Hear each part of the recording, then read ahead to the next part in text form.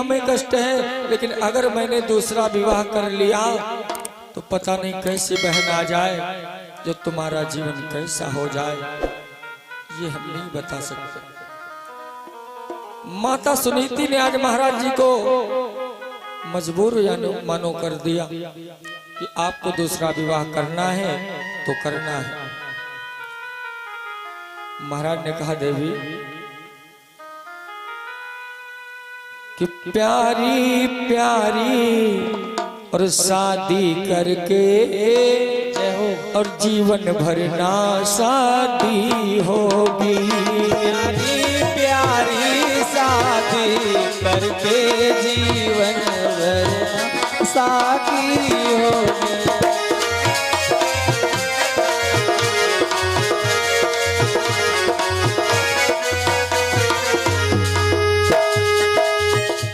प्यारी प्यारी शादी करके, प्यारी प्यारी शादी करके जीवन भर ना शादी होगी। देवी मान लो बहन अगर गलत आ गई तो तेरी बर्बादी पक्की है।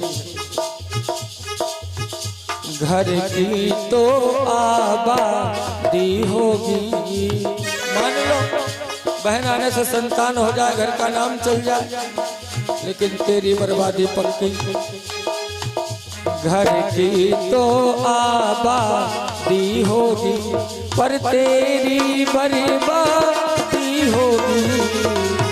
घर की तो आबादी होगी पर तेरी तो बर्बादी होगी। घर की तो आबादी होगी।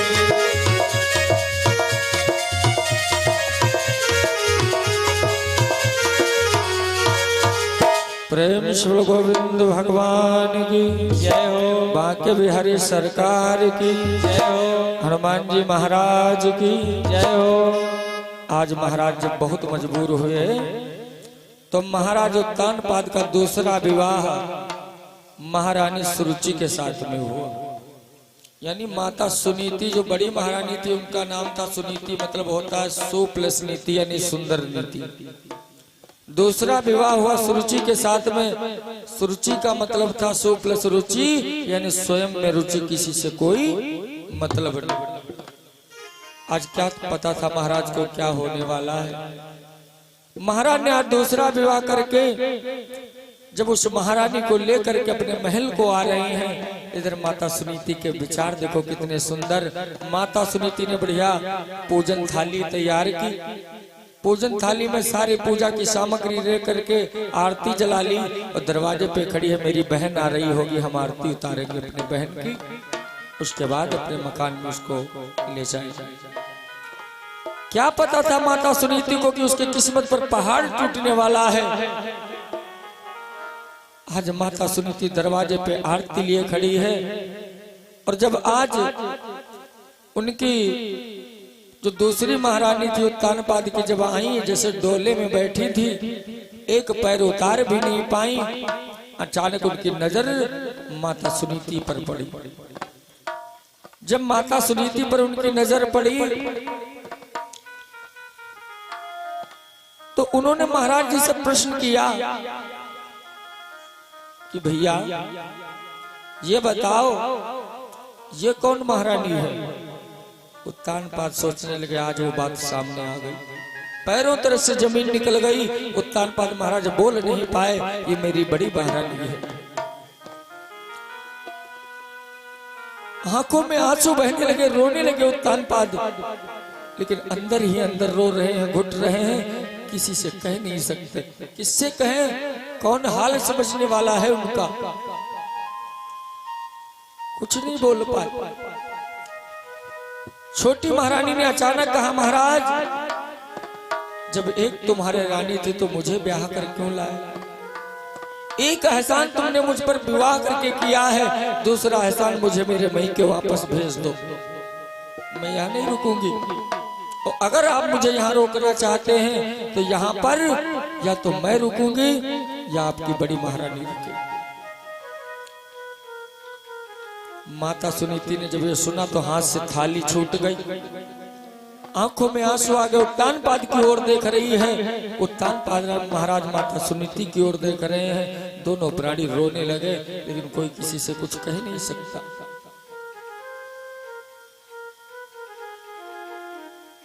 और मैया सुरुचि कहने लगी, महाराज एक एहसान आपने विवाह करके किया है, दूसरा एहसान मुझे मेरे मैके भेज दो, मैं नहीं रुकूंगा।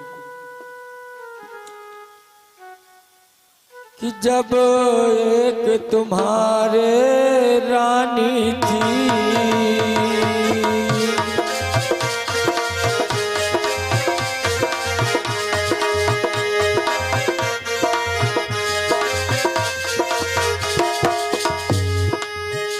जब एक तुम्हारे रानी थी, तो मुझे व्यर्थ ले आए हो।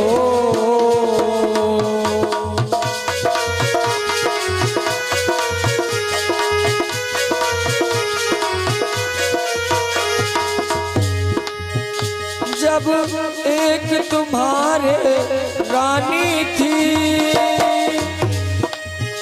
तो मुझे व्यर्थ ले आए हो। और महाराज या भोगों के लिए लाए मुझे, या भाड़ झोंकने लाए हो।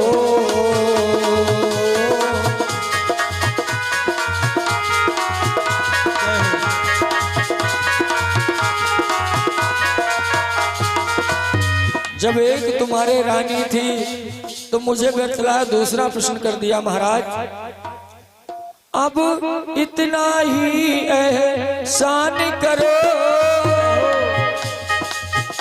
डोले को वापिस करवा दो। तुम इसके साथ बिहार करो। ए महाराज सुनो मेरी बात को ध्यान से, तुम इसके साथ बिहार करो, मुझको पिहर को पहुंचा दो।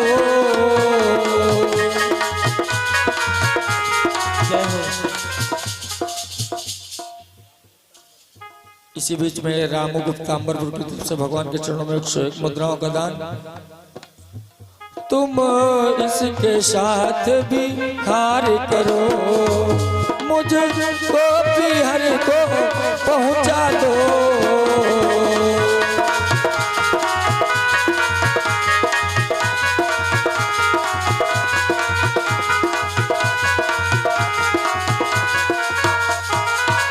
प्रेम श्री गोविंद भगवान की जय हो। जैसे इतनी बात कही तो आज हाथों से थाली छूट गई माता सुनीति के। इतना बड़ा त्याग किया और तब भी इतने कटुक शब्द सुनने को मिल रहे। माता सुनीति ने उत्तानपाद की ओर देखा, उत्तानपाद माता सुनीति को देख रहे, आज आंखों में आंसू चलने लगे। महारानी समझ गई महाराज कुछ नहीं बोलेंगे, तो माता सुनीति दौड़ करके गई, पूजन की थाली छोड़ दी, हाथ जोड़ने लगी। मेरी बहना तुम्हें ये डर है ना कि इस राज्य के आदि अधिकारी मैं हो जाऊंगी ना? आज मैं कसम खा के कहती हूँ बहना कि मेरे पति को छोड़ करके मत जा। मैं इस घर में नौकरानी का काम करूंगी, सारा काम करूंगी, तेरे बच्चे को खिलाऊंगी, चौका बर्तन जो भी होगा सब मैं करूंगी, लेकिन मेरे पति को छोड़ करके मत जाओ। और रो रो करके कहने लगी बहना मैं कुछ नहीं लूंगी, यहाँ का एक कोने में हमें डाल देना, हम पड़े रहेंगे, लेकिन मेरे स्वामी को छोड़ करके मत जाओ। आंखों में आंसू चलने लगे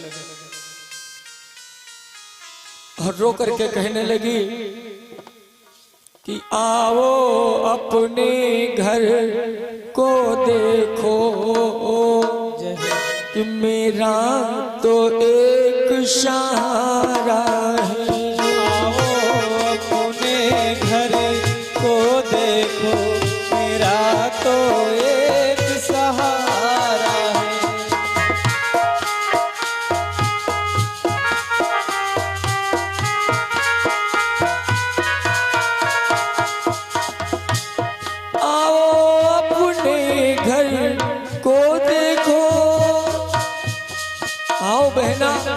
ये सारा धंधाम तुम्हारा है, मैं नौकरानी बन जाऊंगी, लेकिन मेरे पति को छोड़ करके मत जाना। आओ अपने घर को देखो, मेरा तो एक सहारा है। हे देवी, आज से मैं रानी नहीं, मैं रानी नहीं टहलनी हूँ, ये सब धन धाम तुम्हारा है। ये सब धन धाम तुम्हारा है, मेरा नहीं।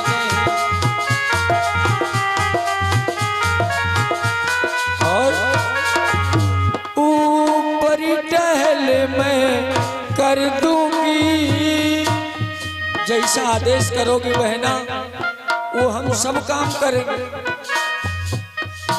ऊपरी टहल मैं कर दूंगी, जब जैसी आज्ञा पाऊंगी। और बहना, 2 रोटी बहन दी ये जाना, मैं तेरा लाल खिलाऊंगी। रोटी बहन दिए जाना, मैं तेरा लाल आऊंगी। 2 रोटी बहन दिए जाना, मैं तेरा लाल खिलाऊंगी। प्रेम शिव गोविंद भगवान की जय हो। जैसे इतने शब्द कहे माता ने, तो माता सुरुचि को जरा सी भी दया नहीं आई। ए महाराज, क्या कर रहे हो? मैंने आपसे कह दिया कि मुझे मेरे मायके वापस कर दो, मैं यहाँ नहीं रुकूंगी। देखो क्या कह रही है, अरे मेरे बच्चे को खिलाएगी। अरे कहीं इसके भी कोई लाल हो गया तो लालच के चक्कर में मेरे बच्चे के गले को घोट करके मार डालेगी। क्या कह रही हो तुम? महाराज बेचारे कुछ नहीं बोल पाए। सुरुचि ने कहा, सुनीति, अगर तुझे रहना है इस महल में, तू चाहती है कि हम तेरे महाराज को छोड़ करके न जाएं, तो मेरी एक बात तुझे माननी होगी। बोली बता। बोले बात ये है, तुझे महल में नहीं रहना है, तुझे खेतों में रहना होगा, सारा काम करना होगा, और तुझे खाने को 56 प्रकार का भोजन नहीं मिलेगा। तो क्या मिलेगा बहना? 1.25 सेर जौ मिलेंगे और चक्की रखवा दी जाएगी तेरी कुटिया में, खेत में, और अपने आप पीसना उन जौ को, और रोटियां बना बना करके खाना। नमक भी नहीं मिलेगा उसमें डालने को। अगर इतना तू बर्दाश्त कर सके तो बता।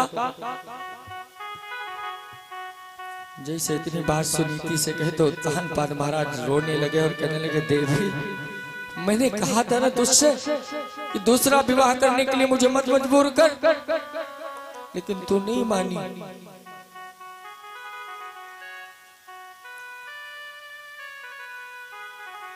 कि गमों के ठोकरों से और जीवन संभलता नहीं, ठोकरें खा करके ये आगे बढ़ता नहीं।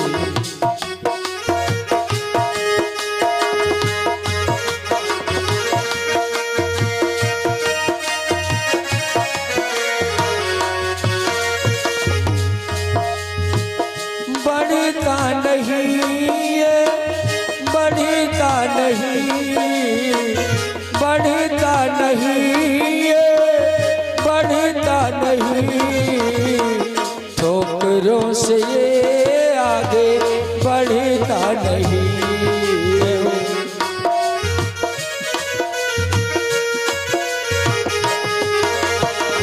किस पे भरोसा किया उसने दगा है दिया, जिस पे भरोसा किया उसने दगा ही दिया। मैं क्या बताऊं, संभलता नहीं, ठोकरों से ये आगे बढ़ता नहीं। जय हो।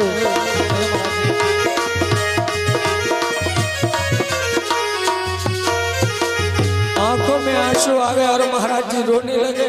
देवी मैंने कहा था ना, माता सुनीति कहने लगे बहना अगर तू ये चाहती है, अरे हम तो कहते हमें एक कोने में डाल दो, सारा काम करूंगी, लेकिन मेरे पति से मुझे जुदा मत करो, मैं इनके बिना रह नहीं सकती, जी नहीं पाऊंगी एक पल भी। सुरुचि ने कहा अगर तुझे इतना करना है तो बोल, अन्यथा मैं चली। माता सुनीति की आंखों से आंसू बहने लगे। देवी ठीक है, तुम मेरे पति को छोड़ करके मत जाओ, चाहे जितने मुझे कष्ट उठाने पड़े, कोई बात नहीं। उत्तानपाद रोने लगे तो देवी कहने लगे महाराज परेशान मत हो, अरे तुम्हारे लिए तो ये शरीर बना है, अगर इस शरीर को भी मेटना पड़े तो ये सुनीति पीछे पैर नहीं रखेगी, परेशान मत हो, हम अपना जीवन अपने आप व्यतीत कर लेंगे। माता सुनीति से कहे निकल जा महलों से। सुनीति ने जैसे आज अपने मकान से पैर को बाहर निकाला और घूम करके देखा उस महल को, तो महाराज के आंखों से आंसू बह रहे हैं। आज उसका बरसों का घर छूट रहा है।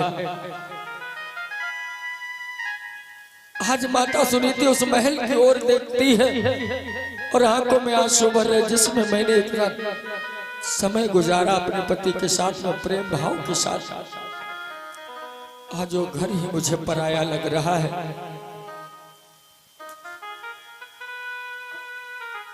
आंखों में आंसू भरे हैं, बार बार घर को देखती है, आगे पैर बढ़ाती है, बार बार घर को देखती है, आगे पैर बढ़ाती है।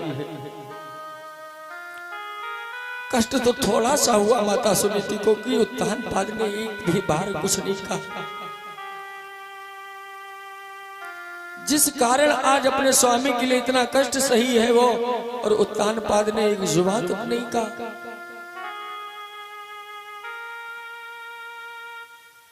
आंखों में आंसू भरे आज माता सुनीति चलने लगी कि हम तो चले, हम तो चले, हम तो चले, हम तो चले, हम तो चले, हम तो चले, हम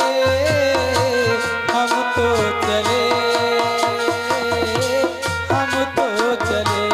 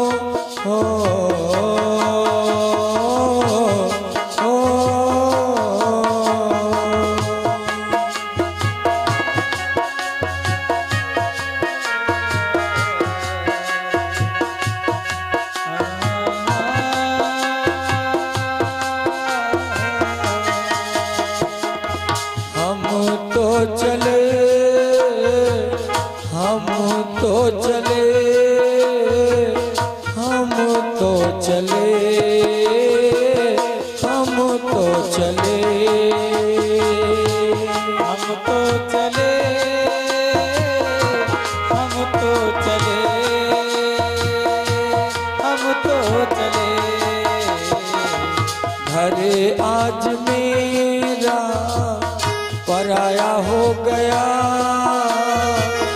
इसे छोड़ कर हाय हम तो चले। घरे आज मेरा पराया हो गया, इसे छोड़ आज हम तो चले। घर आज मेरा पराया हो गया, इसे छोड़ कर है हम तो चले। घर आज मेरा पराया हो गया, इसे छोड़ हम तो चले।